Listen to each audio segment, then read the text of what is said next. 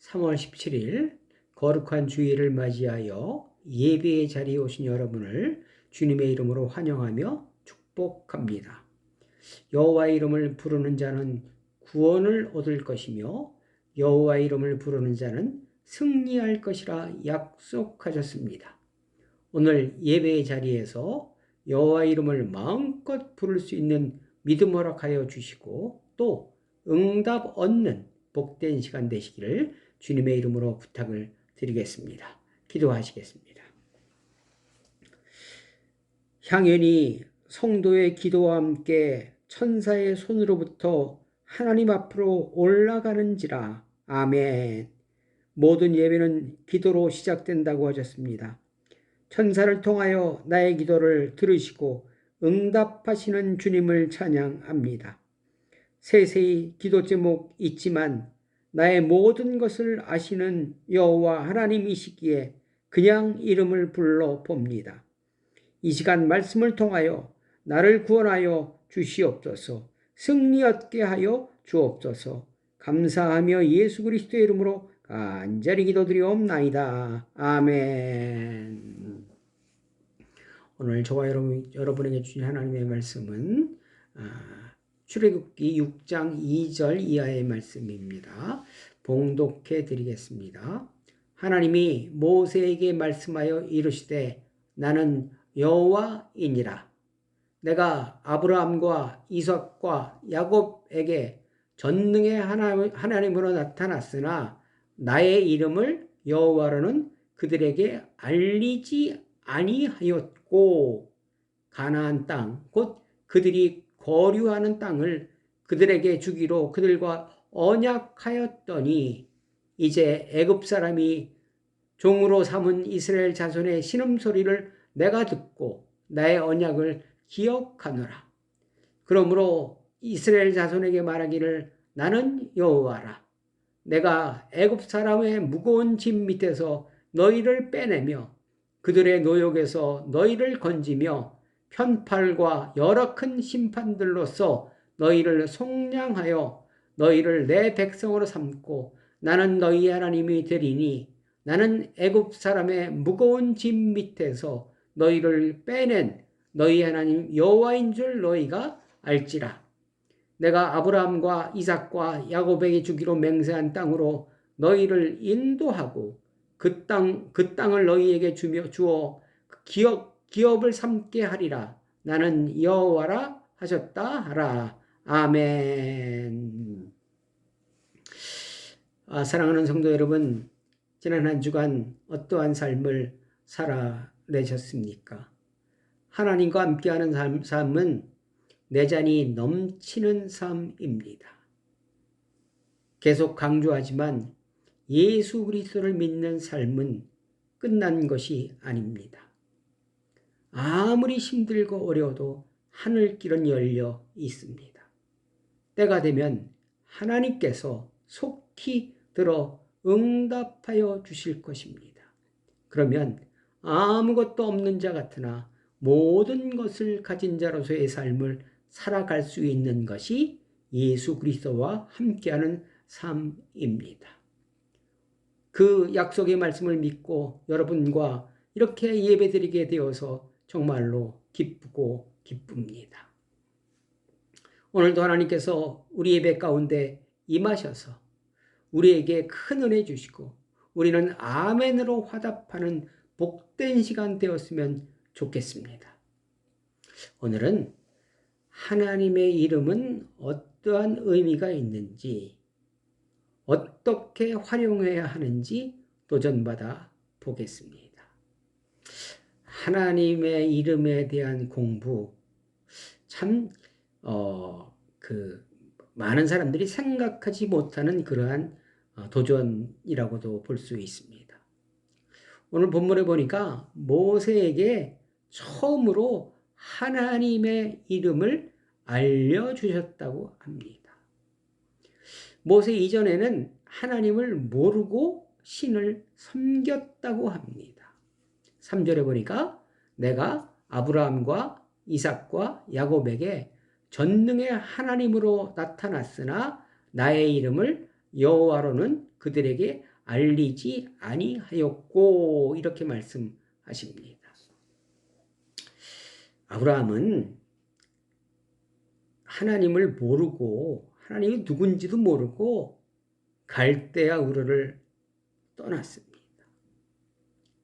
그 신이 이삭을 이름도 모르는 신이 이삭을 바치라 하니까 백세의 아들을 바친 것입니다.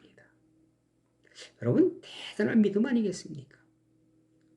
이 아브라함과 이삭과 야곱 세 사람에게 하나님의 이름을 말씀해 주시 아니하셨다고 분명히 말씀하고 있습니다.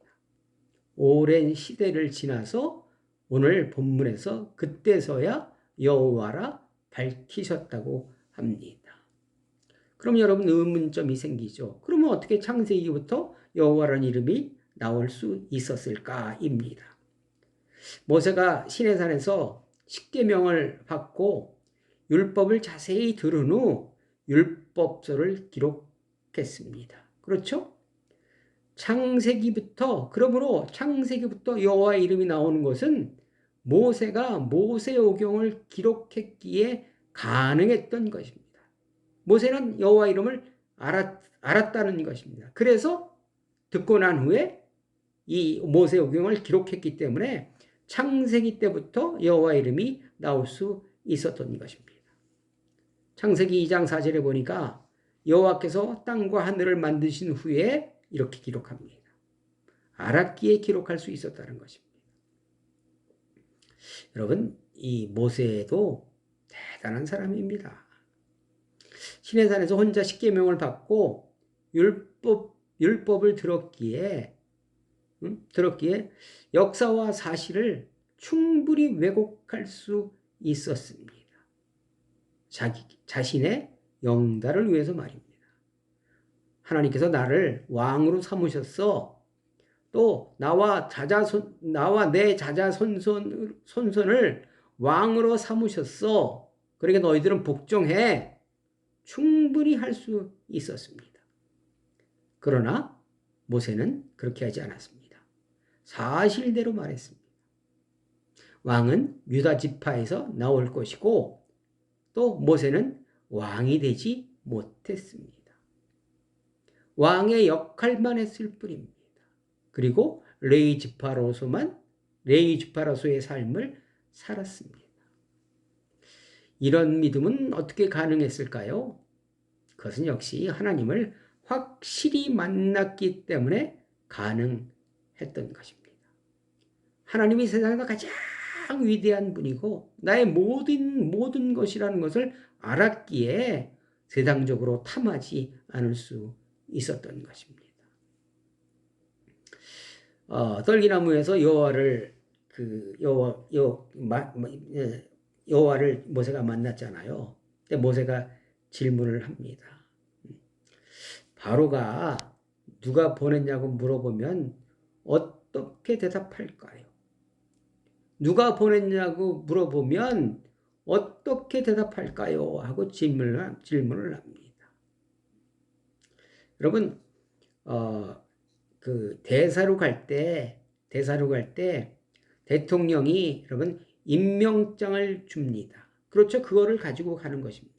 그리고 옛날에는 사신으로 갈 때 왕으로부터 보냈다는 문서나 마패 그리고 증거를 가지고 가야 합니다. 그렇기 때문에 모세가 물어본 것입니다.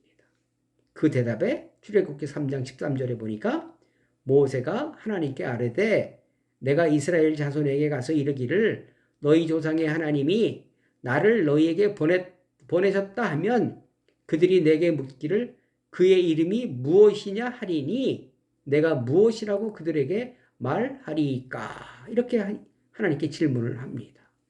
그렇더니만 하나님께서는 하나님이 모세에게 이르시되 나는 스스로 있는 자이니라. 또 이르시되 너는 이스라엘 자손에게 이같이 이르기를 스스로 있는 자가 나를 너희에게 보내셨다 하라. 15절 하나님이 또 모세에게 이르시되 너는 이스라엘 자손에게 이같이 이르기를 너희 조상의 하나님 여호와 곧 아브라함의 하나님, 이삭의 하나님, 야곱의 하나님께서 너를 너희에게 보내셨다 하라. 이는 나의 영원한 이름이요 대대로 기억할 나의 칭호이니라. 이렇게 대답을 하십니다. 이 본문을 가만 들어보면 하나님 자신을 설명하는 것 같으나 그렇지 않습니다. 그럼 뭡니까? 이름을 설명하고 있는 것입니다. 영원히 부를 이름, 즉 히브리어로 야훼, 나는 스스로 있는 자라고 말씀하십니다. 잘 이해가 안 되시면 여기까지 그냥 지나가시고, 여호와는 하나님의 이름이며 그의 뜻은 스스로 있는 자라는 것만을 기억하시기 바랍니다. 그러면 본문을 해석하기에, 들으시기에 아주 유익하실 것입니다. 이해가 잘 되실 것입니다. 그러면 여호와라는 이름은 어떤 뜻과 의미가 있을까요? 첫째로 여호와는 하나님 이름입니다. 여호와 즉 스스로 있는 자입니다. 여러분 세상에 스스로 있는 자가 있겠습니까? 제가 입고 있는 양복도 그렇고 시계도 그렇고 또 이 모니터도 그렇고 여러분 스스로 있는 것은 아무것도 없습니다. 다 피조물입니다. 그렇죠 여러분? 피조물이 아닌 초월적인 분, 누구로부터 지음을 받은 것이 아니라 스스로 계신 분, 즉 창조주라는 것입니다. 여호와라는 이름의 의미가. 창조주는 저와 여러분을 비롯한 모든 것을 창조하신 분이기에 피조물인 나의 모든 것을 그분은 알고 계십니다. 그렇죠? 하나님의 계획인 경륜을 진행하시는 분이시며 또 전지전능하신 하나님, 즉 여호와의 이름입니다. 여러분 이스라엘 백성들이 430년의 애굽 생활했었잖아요. 애굽은 모든 것이 애굽의 문화였고 그리고 그 주변에 너무 강대국이었기 때문에 모든 사상의 중심이 애굽이었습니다. 그리고 당연히 당시 전지전능은 바로였습니다. 즉 파라오였습니다. 여러분 옛날 문헌에 나오는 파라오의 그림을 보면 그는 다닐 때 양손에 항상 뭔가를 가지고 다닙니다. 오른손에는 와스라는 예식과 지팡이를 예식을 진행할 때 사용하는 지팡이를 들고 다닙니다. 그리고 왼손에는 앙크라는 사후 세계를 지배하는 능력을 상징하는 것을 양손에 가지고 다닙니다. 이게 어떤 의미입니까? 현세와 내세를 종합적으로 지배하는 능력을 가진 전지전능의 왕이라는 것입니다. 그 당시 단연코 다른 것은 신이 될 수 없었습니다. 피조물인 줄 몰랐지요. 죽으면 끝인데 이렇게 우상화했더라고요.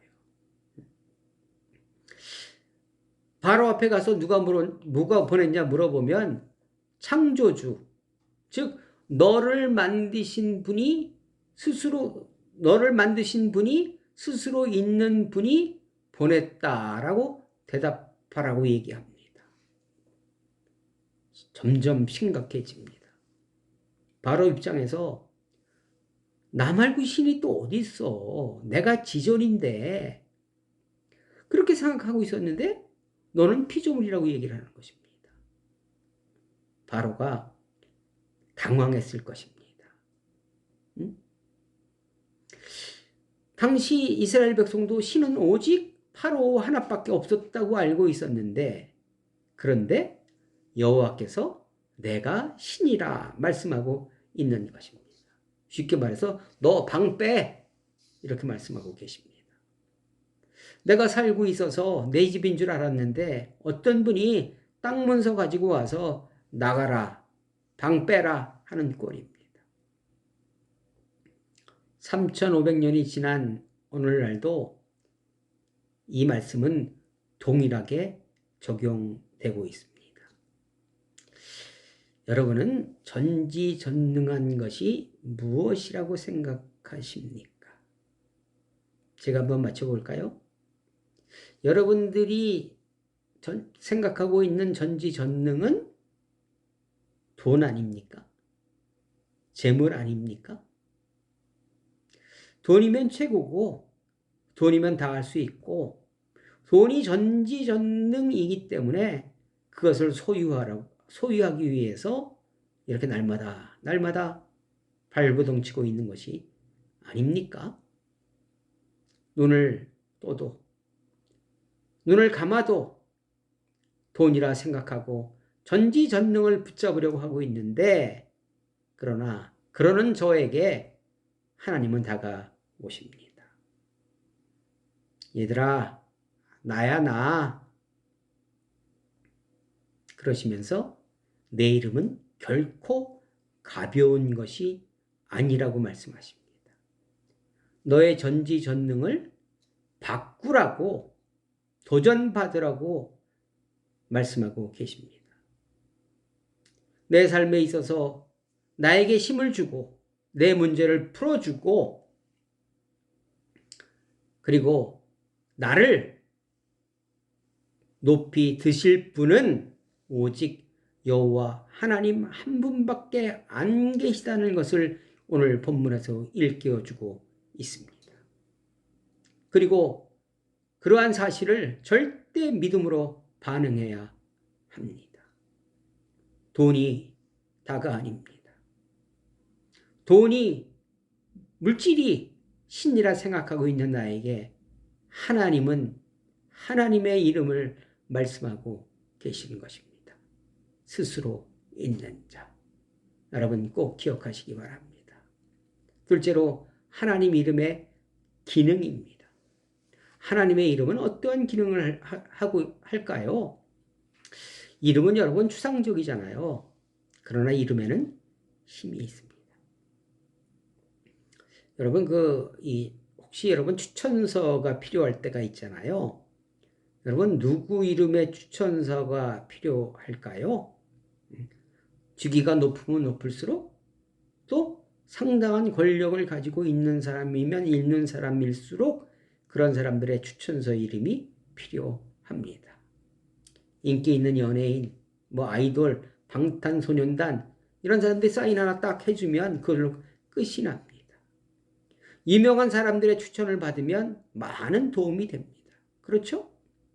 반면에 모르는 사람의 이름을 생판 모르는 사람의 이름을 추천을 받으면 도움이 되지 않고 인생이 내려앉을 수 있습니다. 만일 제 이름으로 누군가를 추천했다면 어떤 반응이 나올까요? 여러분의 이름으로 누군가를 추천해서 누구에게 보냈다 생각하시면 어떤 반응이 나올까요? 장담 못하죠? 저도 그렇습니다. 여러분에게 추천서 써달라는 사람은 있으십니까? 여러분 우리가 생각해 보아야 할 것입니다. 요엘서 2장 32절에 보니까 누구든지 여호와 이름을 부르는 자는 구원을 얻으리니 이는 나 여호와의 말대로 시온산과 예루살렘에서 피할 자가 있을 것이며 남은 자 중에 나 여호와 이름을 받을 자가 있을 것임이라. 이렇게 말씀하고 있습니다. 여러분 여호와의 이름을 부르면 살아납니다. 살아날 수 있습니다. 가장 큰 힘입니다. 힘들고 어려울 때 내가 부르면 살아나고 구원을 얻습니다. 이 이름 매 순간 사용하시기를 주님의 이름으로 간절히 부탁을 드리겠습니다. 세 번째로 하나님 이름의 용도입니다. 그러면 하나님 이름을 어떻게 써야 할까입니다. 여러분 돈은 물건을 사고 파는 것에 사용이 됩니다. 그런데 그 돈을 액자에 넣어두면 그 기능을 상실한 돈이 됩니다. 그러면 여호와 이름을 어떻게 사용해야 효율적인가? 에레미야서 33장 1절에 보니까 에레미야가 아직 휴이대 뜰에 갇혀 있을 때에 여호와의 말씀이 그에게 두 번째로 임하니라. 이르시되 이를 행하시는 여호와, 그것을 만들며 성취하시는 여호와, 그의 이름을 여호와라 하는 이가 이같이 이르도다. 너는 내게 부르짖으라. 내가 내게 응답하겠고 내가 알지 못하는 크고 은밀한 일을 내게 보이리라. 아멘. 하나님의 이름의 가장 큰 용도는, 사용하는 방법은 부르는 것입니다. 내 입에서 여호와 이름이 불리는 것입니다. 여러분, 부르면 어떤 일이 일어날까요? 다 바꿔주신다고 돌판에 써서 약속하십니다. 여러분, 힘들고 어려운 일 있을 때 그냥 부르시면 됩니다. 일일이 설명 안 해도 됩니다. 여러분, 일 급해서 119 부를 때 여러분, 불이야 한마디면 됩니다. 살려주세요 하면 옵니다. 아, 이거 불장 어떻게 하다가 뭐가 어떻게 됐고, 그래서 지금 불이 났고 또 위급한 환자가 옛날부터 병이 있었는데, 이런 얘기 안 해도 됩니다. 그냥 도와주세요. 그러면 옵니다. 여러분, 복음서에 보니까 예수님이 지나가실 때 맹인들이 예수님을 불렀잖아요. 어떻게 불렀습니까? 그냥 땅 좌우 앞뒤 다 거절하고 딱 한마디, 나를 불쌍히 여기소서, 나를 불쌍히 여기소서. 헬라어로 끼리에 엘레이션, 이 말만 되풀이했습니다. 그랬더니 예수님이 그들의 눈을 뜨게 하셨습니다.